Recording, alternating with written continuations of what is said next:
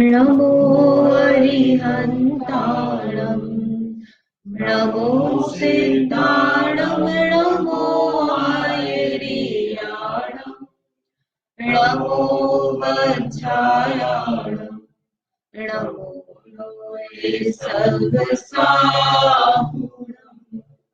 मोक्षमार्गस्य नेतारं वेत्तारं कर्मभूतताम् ज्ञातारं विश्वतत्त्वानां वन्दे तद्गुणवते। कृपा सूत्र ग्रंथ आचार्य रमा स्वामी द्वारा रचित है। इसमें दूसरे अध्याय में 5 भाव समझिए। कौन कौन से 5 भाव है आप बताएंगे ना?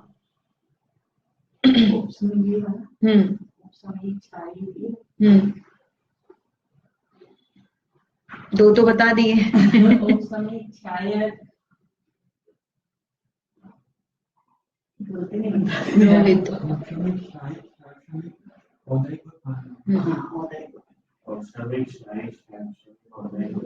ये 5 भाव है। औपशमिक, शायिक, शायोपशमिक, औदयिक और पारिणामिक। ये जीव के 5 असाधारण भाव बताए। इसमें औपशमिक भाव में बताया कि कर्म का दबने पर जो निर्मल परिणाम है जीव के, उन भावों को औपशमिक भाव कहा है। ऐसी निर्मलता 2 प्रकार से प्रकट होती है कर्म के उपशम होने पर। एक है उपशम सम्यक्त्व और एक है उपशम चारित्र। तो उससे 2 प्रकार का भाव हुआ, औपशमिक सम्यक्त्व और औपशमिक चारित्र। ऐसे 2 भाव कल समझे अपन ने। अब आगे आज शायिक भाव, दूसरा जो परिणाम है वो समझना शुरू करेंगे। शायिक भाव के किसे कहते हैं और उसके भेद कौन कौन से हैं, चौथे सूत्र में आगे बताएंगे। ज्ञान दर्शन दान लाभ भोगोपभोग वीर्याणि च।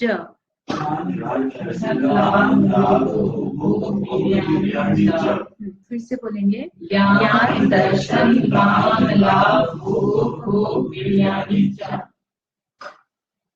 इसमें ऊपर से ले लेना वहां से। शायिक भाव के कितने भेद हैं? 9 भेद हैं। पहले उसमें दूसरे सूत्र में सबके भेद गिनाए ना, तो भेद गिनाने में कितने कितने बताए हैं? तो पहले औपशमिक भाव के 2 भेद बताए, फिर शायिक भाव के 9 भेद बताए। तो सूत्र में कौन कौन से आएंगे? ज्ञान, यानी यहाँ पे शब्द सबके आगे क्या लगाना? शायिक शब्द लगाना।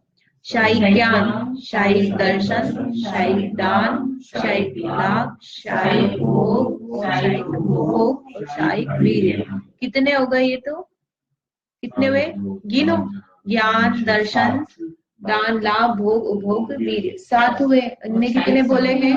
9 बोले। तो अब ये 9 कहाँ से आए? तो च शब्द लिखा है, आखिरी में च लिखा है ना, वीर्याणि च। तो च से क्या लेना कि ऊपर हम 2 बताकर आए हैं। तीसरे सूत्र में आया सम्यक्त्व चारित्र्य। किसके भेद बताए थे? औपशमिक भाव के, है ना। औपशमिक भाव 2 प्रकार का बताया, औपशम सम्यक्त्व, औपशमिक चारित्र्य। तो वही 2 नाम यहाँ पर भी जोड़ लेना। अरे औपशमिक में नहीं, अब क्या लेंगे? शायिक। तो शायिक सम्यक्त्व और शायिक चारित्र। तो वो 7 और ये 2 ऐसे मिलाकर टोटल कितने हो जाएंगे? 9। ये शायिक भाव बताए हैं। तो शायिक भाव का मतलब क्या है? तो क्षय है। क्षय किसे कहते हैं? सम्यक्त्व और चारित्र। औपशमिक सम्यक्त्व और औपशमिक चारित्र सीख कर आए, तो वही 2 भेद है, उसमें उपशम की जगह शायिक लगाएंगे अपन। शायिक सम्यक्त्व और शायिक चारित्र ऐसे लगाएंगे। तो क्षय और शायिक से मतलब क्या है? अब शायिक भाव समझना है तो जब भी बात कर रहे हैं, बात किसकी कर रहे हैं? आत्मा के भाव की बात कर रहे हैं। लेकिन यहाँ पर क्या बताया? कर्मों के क्षय की अपेक्षा से बताया है। कैसा बताया? कर्मों का बंध उदय और सत्ता से नाश होना क्षय कहलाता है। पानी के उदाहरण में हमने क्या प्रयोग किया कि जो पानी में फिटकरी घुमाई, मेल नीचे बैठ गया और फिर बहुत ही सावधानी से उसका पानी को हमने दूसरे बर्तन में निकाला। इतना निकाला कि उसमें मेल का एक अंश भी नहीं आया। तो अब वो जो दूसरे बर्तन में पानी आया वो कैसा है, अत्यंत साफ है, उसमें मेल का एक कण भी नहीं है। तो किसी संयोग से नहीं आएगा, हम उसको हिला देंगे तो अब भी वह मैला नहीं होगा।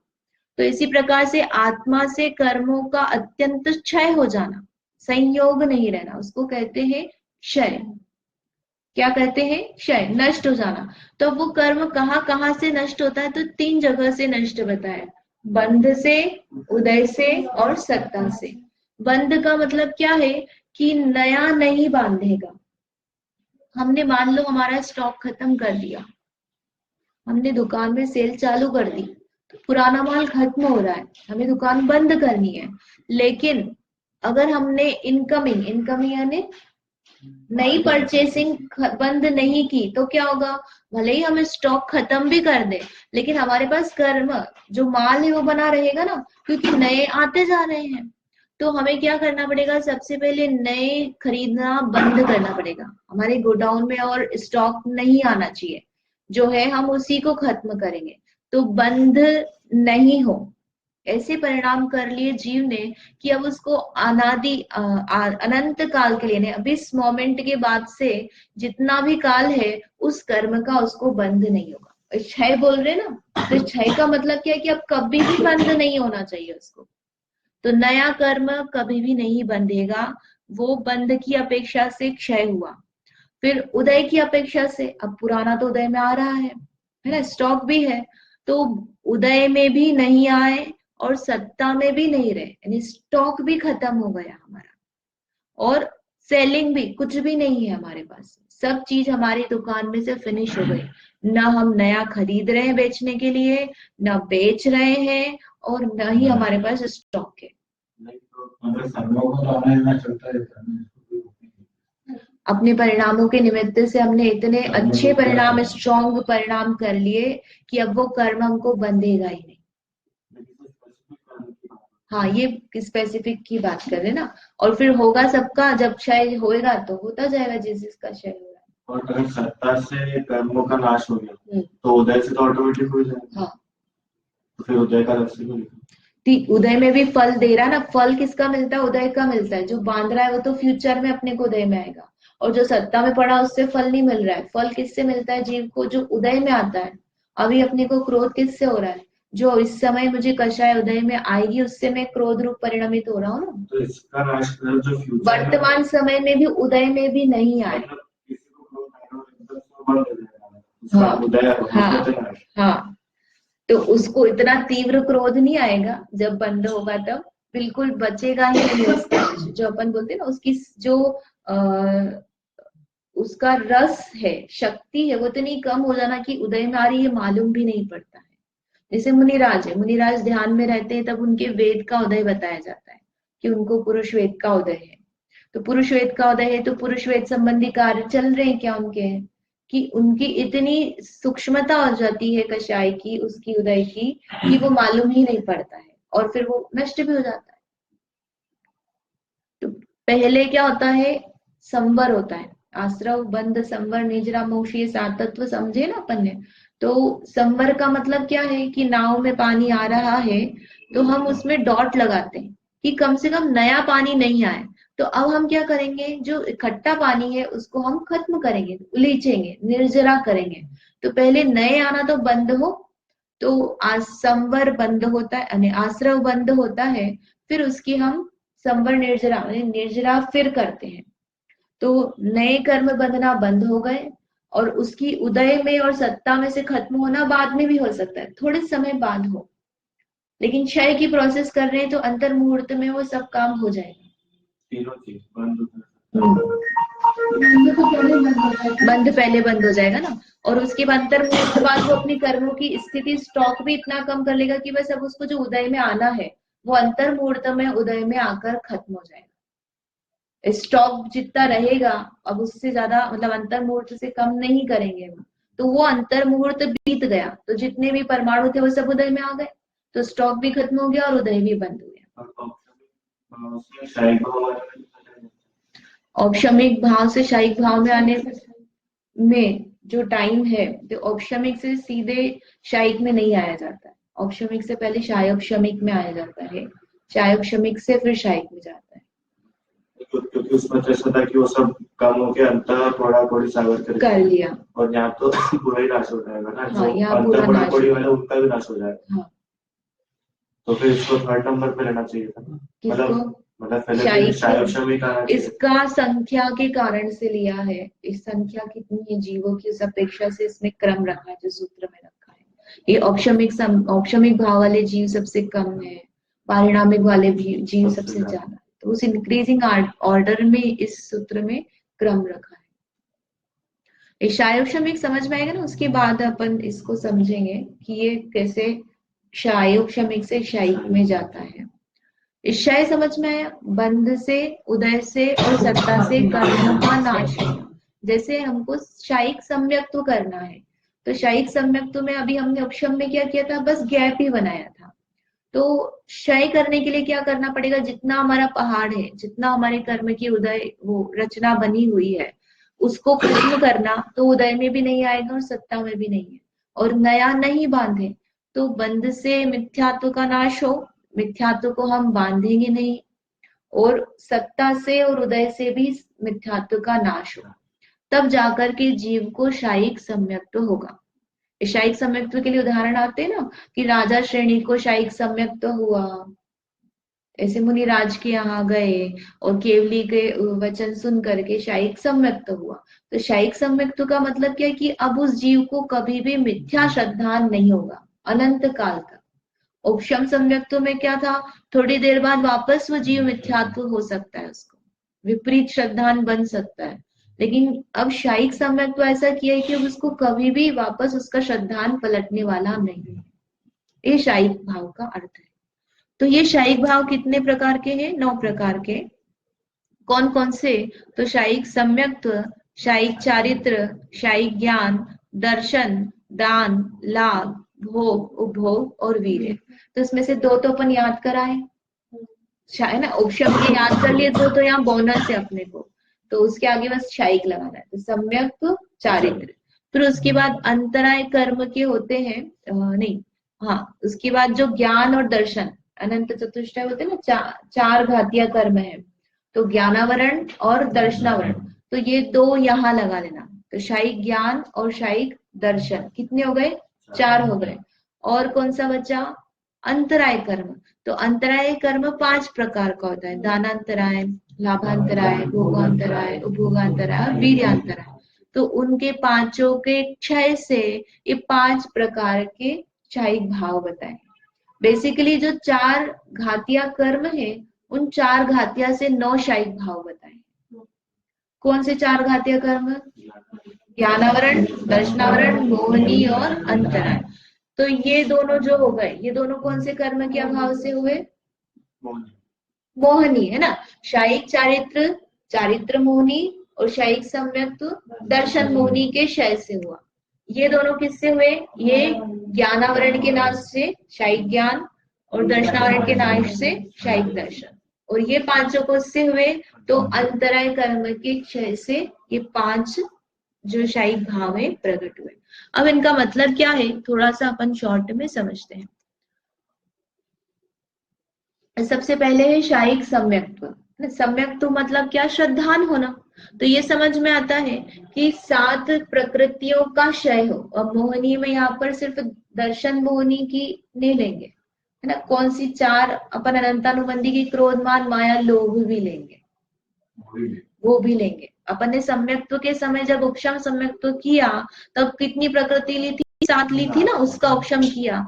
तो ऐसे ही शायिक सम्यक्त्व भाव प्रकट होना है यदि जीव को, तो इन 7 प्रकृतियों का संपूर्ण नाश होगा, तब उसे शायिक सम्यक्त्व कहा जाएगा। संपूर्ण नाश में क्या क्या लगाएंगे अपन? बंध, उदय और सत्ता। अनंतानुबंधी संबंधी क्रोध, मान, माया, लोभ का बंध भी नहीं करेगा, मिथ्यात्व का बंध भी नहीं करेगा, और इन्हीं का उदय भी नहीं है, और उसके बाद सत्ता में भी कुछ भी नहीं है उसका। तो शायिक सम्यक्त्व कहा। उसका भाव कैसा बनेगा? तत्व श्रद्धान रूप, सच्चा श्रद्धान रूप उसका शायिक भाव प्रकट हुआ। तो शायिक क्यों कहा? कर्म का क्षय होने पर प्रकट हुआ, इसलिए। लेकिन भाव किसका है? जीव का। जीव ने स्वयं पुरुषार्थ किया, इसलिए कर्म का क्षय हुआ है ना। बैठे बैठे कर्म का क्षय नहीं हुआ, जीव ने कुछ परिणाम किए, ऐसे परिणाम किए जिससे कर्म का क्षय हुआ। अगर ऐसे अपने आप होने लग जाए तो किसी को भी हो जाए, अपने को कुछ करना ही नहीं पड़े। लेकिन कहा जाता है ना, शुक्ल ध्यान से कर्मों का नाश होता है, तो ध्यान निमित्त बना उसमें। तो अपने पुरुषार्थ पूर्वक जीव के स्वयं के परिणाम से शायिक भाव प्रकट, निमित्त की अपेक्षा से उसको शायिक कहा है, कर्म के क्षय से हुआ इसलिए। फिर दूसरा है चारित्र। तो जैसे उपशम चारित्र में अपन ने कहा 21 प्रकृतियों का उपशम करेंगे। 21 कौन कौन सी? अप्रत्याख्यान, प्रत्याख्यान और संज्वलन का क्रोध, मान, माया, लोभ, ये 12 कषाय, और 9 हास्य, रति आदि जो 9 कषाय, ऐसी 21 है। तो उन 21 का क्षय होगा तब क्या होगा? शायिक चारित्र होगा। तो इसमें क्या है, ये दो परिणाम में ऐसा है कि पहले शायिक सम्यक्त होगा और फिर शायिक चारित्र होगा, और ये बाकी के सारे जो भाव है वो एक साथ प्रकट होंगे। जब केवल ज्ञान होता है, जब अरहंत बनते हैं, तब बाकी के सारे शायिक भाव एक साथ प्रकट होते हैं। 4 घातियां अपन अरिहंत भगवान की परिभाषा में याद करते ना, जिन्होंने 4 घातिया कर्मों का नाश करके अनंत चतुष्टय प्रकट किया है। तो 4 घाती कर्म कौन कौन से हो गए? ज्ञानावरण, दर्शनावरण, मोहनी, अंतरण, इनका नाश किया। तो प्रकट क्या हुआ? केवल ज्ञान, केवल दर्शन, अनंत ज्ञान, अनंत दर्शन, अनंत सुख, अनंत वीर, ये 4 बोलते हैं ना अपन, तो उन्हीं को 9 शायिक भाव कहा है। तो ये सब एक साथ प्रकट हुए। लेकिन यदि हम चारित्र की, मोहनी की अपेक्षा से देखें तो उसमें सम्यक तो पहले हुआ, चारित्र हुआ, और ये बाकी के सारे भाव एक साथ प्रकट होते हैं। एक साथ इन कर्मों का क्षय होता है और केवल ज्ञान प्रकट होता है। अनंत सुख होता है अंतराय कर्म के नाश में। मोहनी, मोहनी के, तो मोहनी के तो ये 2 पार्ट। हाँ, वो भेद उसको अपन समझते हैं कैसे, क्या उसमें इंक्लूड किए, क्योंकि 4 बताए हैं और अपन यहाँ 9 बोल रहे हैं ना, इसलिए। ठीक है, ये 2 समझ में आया, सम्यक्त्व और चारित्र। इसमें 7 प्रकृति का क्षय किया, इसमें 21 का क्षय किया। अब शायिक ज्ञान बताएं। तो शायिक ज्ञान का मतलब क्या है? अनंत ज्ञान बोलो, केवल ज्ञान बोलो, शायिक ज्ञान बोलो, एक ही बात है। तो केवल ज्ञान किस अपेक्षा से कहा? कि संपूर्ण ज्ञान हो गया, उससे केवल ज्ञान कहा। और क्षय के निमित्त से हुआ, इसलिए उसको क्या कहा? शायिक ज्ञान। उसमें अलग अलग ज्ञान हो गया ऐसा नहीं, ज्ञान का जो स्वभाव है, समस्त लोकालोक को एक साथ एक समय में जानना, वो तो वही है, उसमें अंतर नहीं है। यहाँ अपन ने उसको शायिक क्यों कहा? कि कर्म का क्षय होने पर हुआ है, इसलिए इसको शायिक ज्ञान का। तो कौन से कर्म का क्षय होने पर हुआ? ज्ञानावरण। तो अच्छा, पहले समय में शायिक ज्ञान हो गया क्योंकि तब उनको ज्ञानावरण का क्षय हुआ। दूसरे समय में, पहले समय केवल ज्ञान हुआ, तब अपन ने कहा कि इनका शायिक ज्ञान प्रकट हो गया क्योंकि ज्ञानावरण था और उसका क्षय हुआ। अब तो नष्ट हो गया, अब अगले समय में अपन शायिक ज्ञान बोलेंगे कि नहीं बोलेंगे? बोलेंगे ना। ये उपचार परंपरा से चला आ रहा है, वो ज्ञान तो वही है, नाश तो एक बार हो गया, अब कर्म बार बार नहीं आ रहा है, लेकिन उसका जो अनंत बना, अनंत काल तक बना रहने वाला है, वो बना हुआ है, इसलिए उसको अपन शायिक कहें, शायिक ज्ञान। तो एक बार प्रकट हो गया, तब अपन ने उपचार के कारण उसको शायिक कहा। फिर दर्शन है। दर्शन क्या है? दर्शनावरण कर्म के क्षय से केवल दर्शन जो प्रकट हुआ, उसे ही शायिक दर्शन कहा है। केवल दर्शन मतलब क्या? ये अपन पहले अध्याय में समझ कर आए हैं ना, ज्ञान और दर्शन। ज्ञान में अवग्रह समझाया था ना, अवग्रह में क्या बताया था? कि इंद्रिया और पदार्थ का संबंध हुआ, तो उसमें ज्ञान होने के पहले क्या होता है? दर्शन। पदार्थ है ऐसी सत्ता का प्रतिभास होना, उसको कहते हैं दर्शन। उसको जानेंगे कब? जब हमें कुछ पदार्थ है ऐसा ज्ञान होगा, पता चलेगा, तब हम उसको जानेंगे। तो उस जानना, पदार्थ है ऐसा जानना मात्र, काला है पीला है ऐसा नहीं जानना, वो सब किसमें चला जाता? तो ज्ञान में। पदार्थ इतना जाना, वो क्या है? दर्शन। तो ऐसा समस्त लोकालोक के पदार्थों का सामान्य प्रतिभास होना, वो केवल दर्शन है। वो केवल दर्शन कब प्रकट हुआ? दर्शनावरण कर्म का क्षय हुआ, तब केवल दर्शन प्रकट हुआ। और उस केवल दर्शन को कौन सा भाव कहा है? शायिक दर्शन। कौन कौन सा हो गया? शायिक सम्यक्त, शायिक चारित्र, शायिक ज्ञान, शायिक दर्शन। अब इसके बाद में है शायिक दान। तो ये कितने कर्म का हो गया? यहाँ पे 3 कर्म हो गए, ये मोहिनी के 2, फिर ज्ञानावरण और दर्शनावरण। अब कौन सा बचा है? अंतराय। अंतराय कर्म क्या काम करता है लौकिक में? अपन ने कई बार सुना है ना, ऐसे चौका लगाते हैं और फिर महाराज जी के क्या आ गया? अंतराय। तो अंतराय का मतलब क्या हो गया? विघ्न आ गया ना, बाधा आ गई। वो जो करना चाहते थे वो कार्य पूरा नहीं हुआ। वो आहार लेना चाहते थे, वो ले नहीं पाए, और हम देना चाहते थे तो हमारी भी अंतराय है, ऐसा भी बोलते ना। तो हम आहार दान करना चाहते थे और उसमें कुछ दोष हो गया भोजन में, तो हम नहीं दे पाए, एक कुछ भी प्रसंग बना, तो हमारे दानांतराय का क्या हो गया? उदय हो गया। अगर दानांतराय का उदय नहीं होता तो हम आहार दान कर पाते। और मुनिराज का क्या हुआ? मुनिराज के लाभांतराय का उदय हो गया। लाभांतराय ने वो प्राप्ति थी आहार की, नहीं बन पाई, तो उनके अंतराय कर्म हो गया ना। उसको अपन भोगांतराय और लाभांतराय दोनों में ले सकते हैं। भोग भी है ना, आहार भोग भी है, और लाभ भी है, प्राप्ति भी है, दोनों ही तरह से। तो दानांतराय का मतलब क्या है?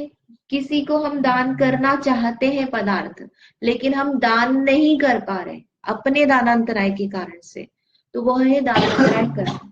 तो दानांतराय का क्षय होने पर अनंत क्षयिक दान प्रकट होना, दान में बाधा नहीं पड़ना। तो कैसा दान करते हैं अनंत भगवान? अपनी दिव्य ध्वनि का। क्या लिखा है यहाँ पे? दानांतराय कर्म का अत्यंत क्षय होने से दिव्य ध्वनि द्वारा, दिव्य ध्वनि आदि द्वारा अनंत प्राणियों का उपकार करने वाला शायिक दान। ऐसा दान है कि सभी अपने अपने सुख को प्राप्त करेंगे, ऐसा दान है ना, वो शायिक दान कहा यहाँ पे। किसके बताए ये? अरहंत भगवान के, उनके ही बनेगा, क्योंकि दिव्य ध्वनि उनकी खिरती है। तो अपनी दिव्य ध्वनि के निमित्त से उनको बाधा नहीं है, दिव्य ध्वनि खिल रही है ना, तो बाधा नहीं है, किसी प्रकार की बाधा नहीं है, वो जो देना चाहते हैं वो सब दे पा रहे हैं। फिर इसके बाद में है शायिक लाभ। जैसे वो महावीर भगवान के इसमें तो दिव्य ध्वनि की खिड़की जब तक गौतम करता है, तो वो अंतराय नहीं मानेंगे। मुझे पता था ऐसा क्वेश्चन आएगा। भव्य जीवों के भाग्य से खिलती ना, ऐसे अपन 3 टाइम कर रखा है, उसके अलावा भी तो नहीं खिलती है, फिर तब अपन क्या बोलेंगे? उनका तो जो है दानांतराय का तो क्षय हो ही गया है, लेकिन अन्य जो जीव उनके लाभांतराय नहीं बना अभी, तो उस अपेक्षा से कहेंगे, यानी ये उपचार से कहा गया है, उनके अपने सुख में कमी आ गई है, ऐसा नहीं है। इन नाम कर्म आदि की अपेक्षा से उपचार से ये भाव घटाए हैं। जैसे हम लौकिक में अंतराय कर्म का फल क्या बताते हैं कि हम दान दे पा रहे हैं, तो कर्म की अपेक्षा से अब उस कर्म का क्षय हो गया, तो इसलिए उस अपेक्षा से बताया कि इनको दान देने में कोई बाधा नहीं है। पर वास्तव में आत्मा दान देता है क्या पर को? तो इसलिए वहां पर ये उपचार से अपन ने घटाए कर्म की अपेक्षा से। वो जैसे अगर किसी कोई केवली भगवान की दिव्य ध्वनि नहीं खिले, हाँ, तो मुंह केवली हो गए ना, जैसे कीर्तन करके होती बात, हाँ, जरूरी नहीं सबकी, सबके, तो उनके उसमें भी यही चीज है। हाँ, ये उपचार से घटाए हैं कि उस कर्म लौकिक में जिस तरह से अपन उस कर्म का कार्य बता रहे हैं, जैसे अपन ने ज्ञानावरण का क्या बताया कि ज्ञान नहीं हो पा रहा है, तो उसके क्षय से क्या हुआ? ज्ञान हो गया। तो ऐसी दानांतराय से हम दान नहीं दे पा रहे हैं, तो दानांतराय के क्षय से क्या हो गया? दान दे पा रहे, तो उनका दान अलग प्रकार का बताया। तो ऐसे ही अपन सब में घटाएंगे। जैसे शायिक लाभ है, तो लाभांतराय के क्षय से केवली भगवान के शरीर का बिना भोजनादि ग्रहण किए बना रहना, और परम औदारिक शरीर हो जाता है ना, तो इतनी जैसे 8 वर्ष की आयु में मुनि बन गए, दीक्षा ले ली और केवल ज्ञान हो गया, और आयु कितनी है उनकी? एक पूर्व कोटि की है, तो तब तक उनका कोई आहार आदि नहीं होता है ना। अपना तो क्या होता है, अपना शरीर क्षीण होने लग जाता है, अगर अपन एक दिन भोजन नहीं करें, 2 दिन नहीं करें, तो अपना पेट अंदर हो जाता है ना, आंखें धंस जाती है, और अरे शरीर क्षीण होने लग जाता है, परमाणु कम हो जाते हैं ना उसमें। लेकिन उनका शरीर वैसा की वैसा ही बना हुआ है, उसमें कुछ भी उनको बाधा नहीं हो रही, अपने शरीर का लाभ बना हुआ है, तो उसे कहा है लाभांतराय के क्षय से शायिक लाभ प्रकट हुआ। फिर इसके बाद में है शायिक भोग। अब भोग और उपभोग ये दो शब्द आते हैं। भोग का मतलब क्या है, किसी पदार्थ का हम ग्रहण करते हैं ना, भोगा, और वो पदार्थ क्या हो जाता है, खत्म हो जाता है। जैसे लड्डू खाया, अब लड्डू को वापस से खा सकते हैं आप, दूसरा लड्डू खा सकते हो, लेकिन आप उसी लड्डू को नहीं खा सकते, खा लिया तो गया पेट में, है ना। पेन से हमने लिखा तो क्या हुआ, खत्म हो गया शाई। उस पेन की शाई को हम वापस डाल के उसको लिख सकते हैं क्या, आपको रिफिल नहीं डालनी पड़ेगी। यानी जो पदार्थ खत्म हो जाए वो क्या हो जाता है, भोग। और जो जिसका अपन बार बार भोग कर सकते हैं उसको कहते हैं उपभोग। जैसे ये आसन है, अपन रोज आकर बैठते हैं, खत्म होता है क्या, वैसे ही बना रखते हैं। कपड़े हैं, कपड़ों को क्या करते हैं अपन, उपभोग करते हैं। ऐसे ही भोजन है उसका भोग है, और जो कुर्सी है, टेबल है, ये सब क्या हो गया, उपभोग। जिनका अपन बार बार भोग कर सके उनको कहते हैं उपभोग, और जो एक बार भोग करने पर समाप्त हो जाए उसको कहते हैं। इस सुगंध है, सुगंध किस में आएगी, परफ्यूम लगाए ना, भोग में खत्म हो जाएगी, थोड़ी देर बाद वो उड़ जाएगी। और और तो मतलब ये समझ में आया ना सामान्य से। तो भोग में भोगांतराय का अत्यंत है, अपने को हम खाना चाहते हैं कचौरी, और कचौरी खत्म हो गई, है ना, या फिर क्या हो गया, प्लेट में आई और प्लेट गिर गई, नीचे गिर गई मतलब। तो अब ना क्या हो गया, भोगांतराय का उदय हो गया। या हमने अपने लिए रखी थी और बिल्ली ने आकर खा ली, या कोई गेस्ट आ गया तो हम नहीं खा पाए, बेसिकली हम उस चीज को भोगना चाहते थे। अपने भोगांतराय का उदय कब कहेंगे, कि हम उस चीज को चाहते हैं और हमको नहीं मिल पाए। हम चाहते ही नहीं है वो अलग बात हो गई, है ना, पड़ी है हमारे घर में बहुत सारी मिठाई पड़ी है और हम नहीं खा रहे हैं, तो भोगांतराय नहीं आएगा। हम खाना चाहते हैं और नहीं खा पा रहे, जैसे कि शुगर वाला है तो घर में मिठाई नहीं बनती, क्या बनती है, लेकिन वो खा नहीं पाता है। तो क्यों नहीं खा पाता है, क्योंकि वो बीमार हो जाएगा, उसका वीर्य नहीं उस जाति का कि वो उसको भोग कर सके। तो भोगांतराय का अत्यंत क्षय से, सुगंधित पवन का बहना, पुष्प वृष्टि आदि शायिक भोग। किसके बताएं, केवली भगवान के। उनके 46 मूल गुण बताते ना, तो उसमें जैसे सुगंधित हवा होती है, गंधोदक वृष्टि होती है, पुष्प वृष्टि होती है। तो ये सब चीजें क्या है, वन टाइम हो गया, हवा बह रही है, पुष्प वृष्टि हो गई, फिर आपको वापस से करनी पड़ेगी। तो ये सब जो भोग है, ये कैसे बताए, शाही भोग बताए उनके, किसके बताए, केवली भगवान के। फिर शाही उपभोग में क्या बताया, तो सिंहासन, छत्र, भामंडल आदि का होना। उपभोग में क्या, हम हमारे घर में सोफा है या बिस्तर है, लेकिन हम उस पर सो नहीं पाते, हम बैठ नहीं पाते, क्यों, क्योंकि बच्चे बैठे हुए हैं। टीवी, हम टीवी देखना चाहते हैं लेकिन हम देख नहीं पाते हैं, क्यों नहीं देख पाते, क्योंकि बच्चे देख रहे हैं, दूसरा सीरियल देख रहे हैं ना, तो हम नहीं देख पाते, हम उसका भोग करना चाहते हैं। फोन है हमारे पास, हम फोन का उपयोग करना चाहते हैं, लेकिन बच्चे लेकर बैठे हुए हैं, है ना, जो भी वो कर रहे हैं उनके पास में, लेकिन हमारे पास होते हुए हम उस पदार्थ का यूज नहीं कर पा रहे, तो वो क्या हो गया, उपभोगांतराय। तो उपभोगांतराय के क्षय से उनके उपभोग का होना, क्षयिक उपभोग का होना। और आखिरी है वीर्य। वीर्य यानी क्या होता है, पुरुषार्थ, शक्ति होना। शक्ति की बात करें ना, जैसे कि शुगर वाला है तो उसको मिठाई होगी, वो खा भी ले, तो उसको पचाने की शक्ति भी होना चाहिए ना। अगर उसको शक्ति नहीं होगा तो क्या होगा, वो निकलेगा अन्य तरीके से। एक पचाने की शक्ति नहीं, अपन ने बहुत गरिष्ठ भोजन कर लिया तो क्या होगा, उल्टी हो जाएगी, है ना, या फिर दस्त लग जाएंगे। उसको पचा नहीं, अपन ऐसा बोलते ना, शक्ति नहीं है। तो ऐसी शक्ति वीर का होना, इनको होने पर ऐसे ज्ञान है, अनंत ज्ञान प्रकट हो रहा है, तो उस अनंत ज्ञान को वो आत्मा झेल पाए, ऐसी शक्ति होना, उस ग्रहण, उसको ग्रहण कर पाए, इतना ज्ञान सुख प्रकट हुआ। हार्ट अटैक आ जाते ना, उसमें क्या होता है, उस शॉक को झेल नहीं पाते, वो हैप्पी और सैड मोमेंट जो है उनकी लाइफ का, उसमें वो शॉक हो जाते हैं, तो उनका हार्ट जो है वो काम करना बंद कर देता है। तो शक्ति नहीं है उनमें, इतना वीर्य नहीं है, तो वो उनका वीर्यांतर है।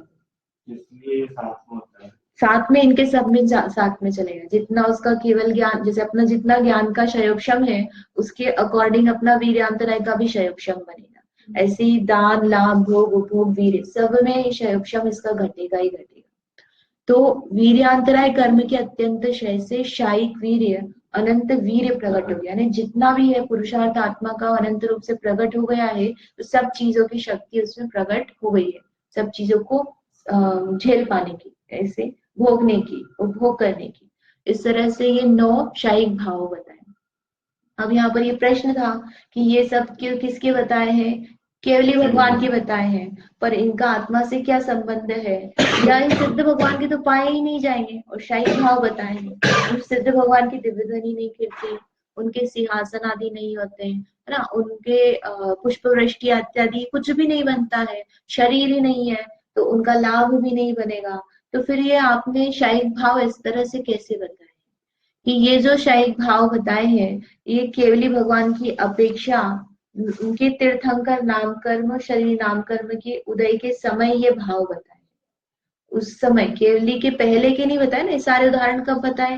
केवल ज्ञान प्रकट हो गया उसके बाद का उन्होंने दिया। तो फिर सिद्ध भगवान के पाए नहीं जाएंगे, उनके शायिक दान नहीं पाया जाएगा क्या? क्योंकि वो तो निखरते ही नहीं है उनकी। दान, लाभ, भोग, उपभोग, वीर्य कैसे बनेगा उनके? ये सब बनेंगे ही नहीं ना उनके, तो ये तो भारी तो बनेंगे ही नहीं। तो इनका जो इंक्लूजन है वो किस में हो जाता है? वीर्य और सुख में। केवल ज्ञान, उस केवल ज्ञान के निमित्त से सब चीजों का वो जानना, भोग उपभोग जो है ना, वो सब चीजों का जानना, भोग उपभोग उसमें हो गया। भोग उपभोग केवल ज्ञान में समाहित हो गया। और सुख, जो भोग उपभोग करने पर भी हम किस लिए करते हैं? वो ज्ञान किस लिए करते हैं? सुख के लिए करते हैं। तो वो सुख, अव्याबाध सुख, निराबाध सुख, उस सुख में कुछ बाधा नहीं है, उसमें इंक्लूजन हो जाता है। यानी सुख में, ज्ञान में और वीर्य में इनका समावेश हो जाता है सिद्ध भगवान के। तो उनके नहीं पाए जाते ऐसा नहीं है।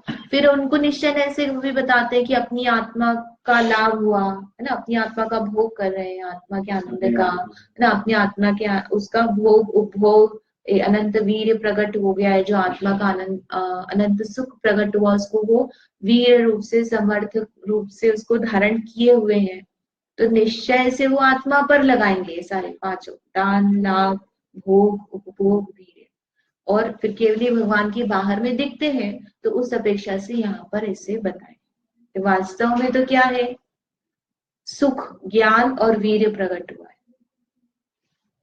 बाधा नहीं है सुख में। अभी सुख हुआ फिर नहीं हुआ, फिर हुआ, थोड़ा हुआ, कम हुआ, ऐसा नहीं है। अव्याबाद है। अव्याबाद समझ में आता ना? बाधा से रहित अनंत सुख प्रकट हुआ है। तो उसमें ये पांचों चीजें इंक्लूड गई। हमको दान करने से क्या लगता है? अच्छा लगता है ना, भोग करने से अच्छा लगता है, सुख की प्राप्ति होती है भोग करने से। तो ये सब चीजों का सुख में समावेश हो गया, इसलिए उनके वैसे नहीं घटित हुए सिद्ध भगवान।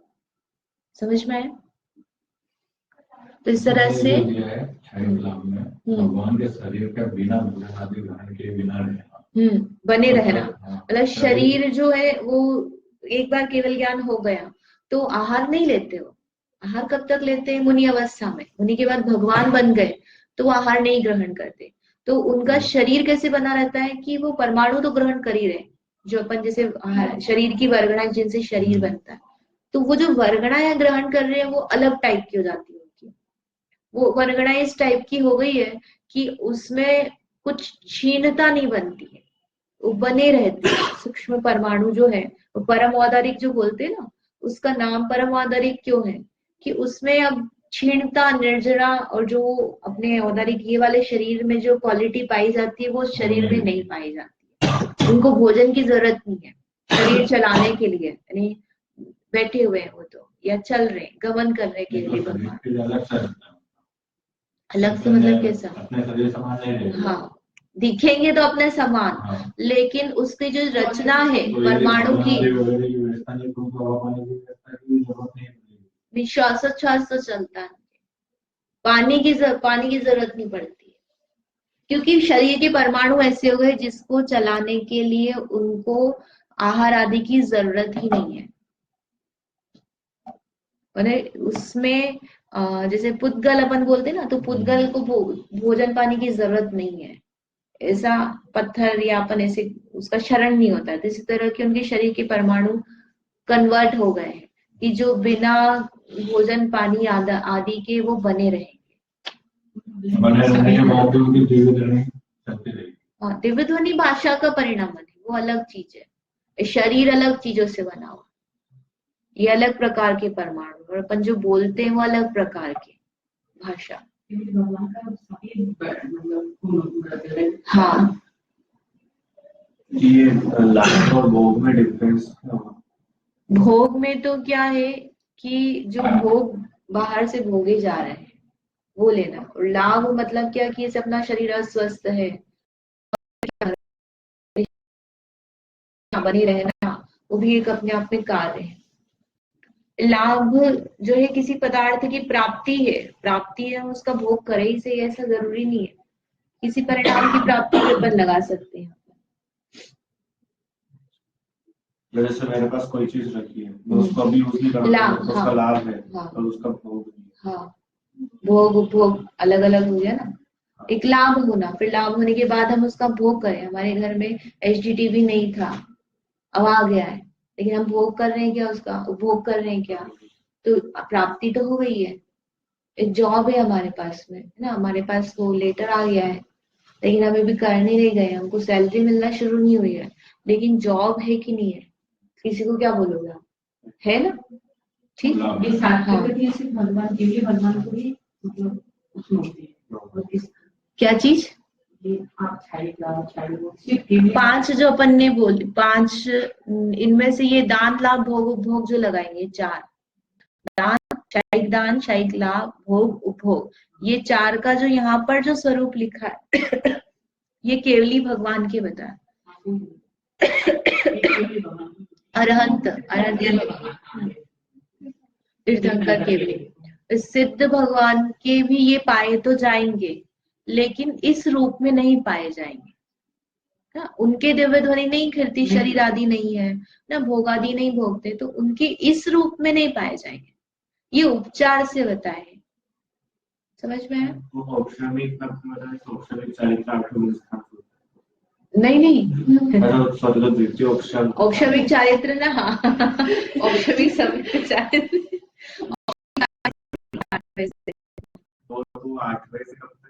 8वें से 8वां 9वां 10वां और 11वां,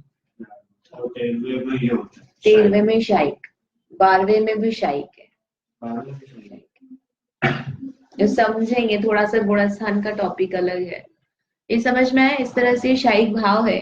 अभी तक अपन ने कौन कौन से भाव समझे, औक्षमिक और शायिक। अभी 2 भाव समझ करके अपने को क्या लाभ हुआ ये आप सोचना, कल अपन थोड़ा इसका विचार करें, कल शायिक शमिक भाव भी शुरू करें। जावाणी के ज्ञान ते सूझे लोकालो, सो वाणी मस्तक सदा देत।